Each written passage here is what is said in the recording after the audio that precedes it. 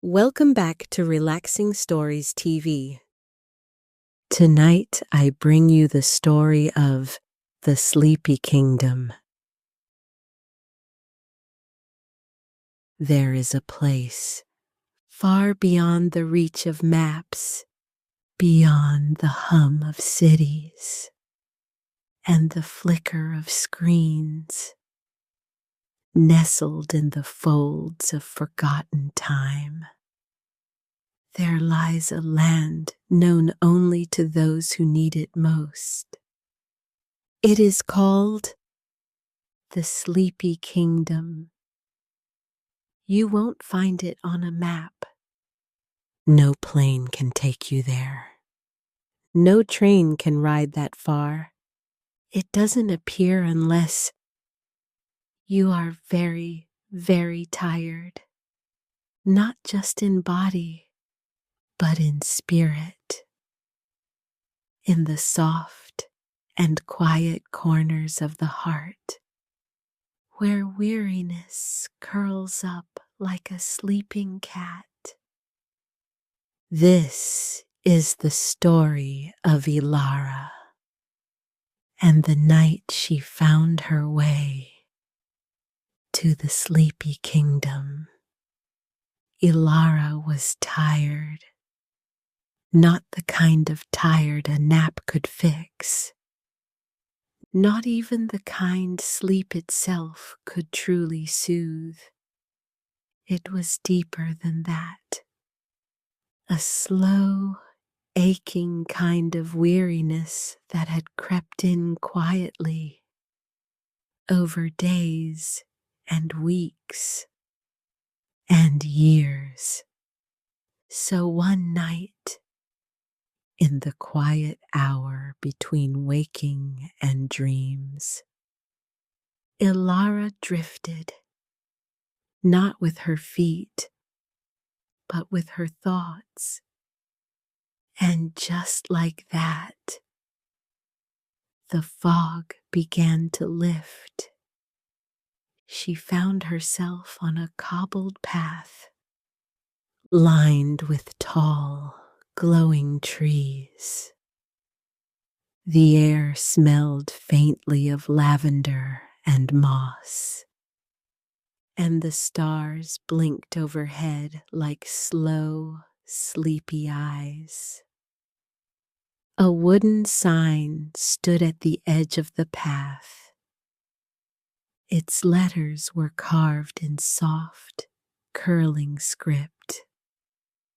Welcome to the Sleepy Kingdom.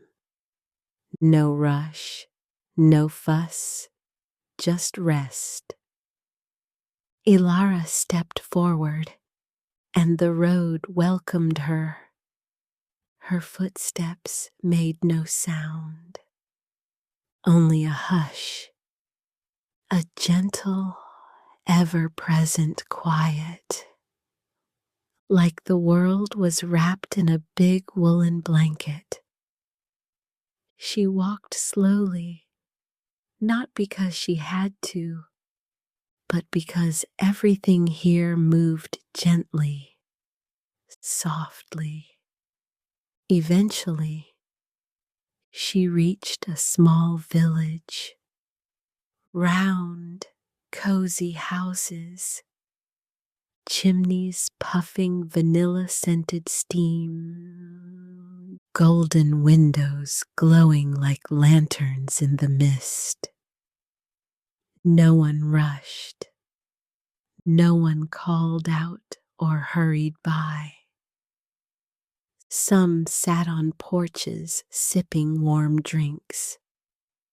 Others strolled with blankets wrapped around their shoulders.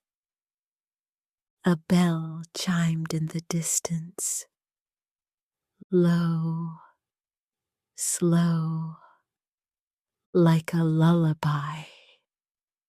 Ilara passed a little shop called Pajamas and Dreams.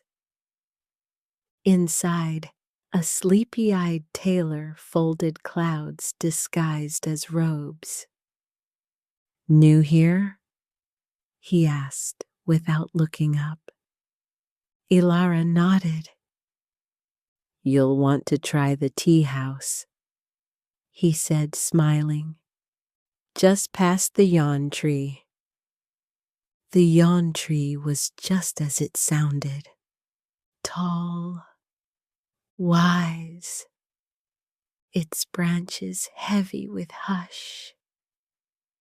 It sighed with the breeze and made everyone nearby yawn without knowing why. Underneath it sat the tea house, round, warm, candle-lit. Inside, the tea master, a silver-haired woman with a velvet voice, welcomed Ilara with a nod. She poured her a cup of sleepy root elixir. It tasted like chamomile, warm bread, and memories of being safe. "You look like someone who's forgotten how to rest," she said. Her voice was almost a whisper. Ilara smiled. Just a little. That night, Ilara stayed in a bed that felt like a soft sigh. The blanket held her gently, like a quiet hand over her shoulders. Outside, the wind whispered lullabies to the trees.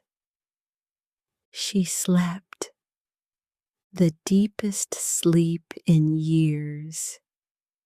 In the days that followed, or maybe they were nights, Ilara wandered the kingdom. She visited the library of forgotten comforts, where books read themselves aloud in warm storybook voices. She dipped her feet in the warm stone river, where smooth pebbles massaged the soles and sent sighs up the spine. She even saw the great clock tower, which didn't tick or chime or count down. Instead, it simply blinked, slowly, and on its face were words carved in gold. "There is time, all the time you need."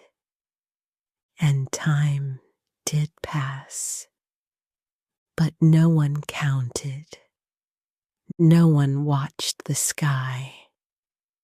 There was no need. Life in the sleepy kingdom was a long, sweet exhale. Eventually, Ilara found herself back where she began, at the path, at the gate, at the sign. The same welcome message still carved there. But now, beneath it, a new line had appeared. "You are welcome here always." Ilara smiled, her shoulders lighter, her heart softer. She took one last look at the gentle rooftops, the yawning tree, the sleepy stars, and stepped forward. The fog returned. The stars faded, and the sleepy kingdom disappeared like a dream. But Ilara didn't wake with a jolt. Number, she woke with a breath. A long, slow, peaceful breath. And for the first time in a long, long while, she felt rested, truly rested. Sleep well, and remember, the sleepy kingdom is always there, just beyond the quiet when you need it most.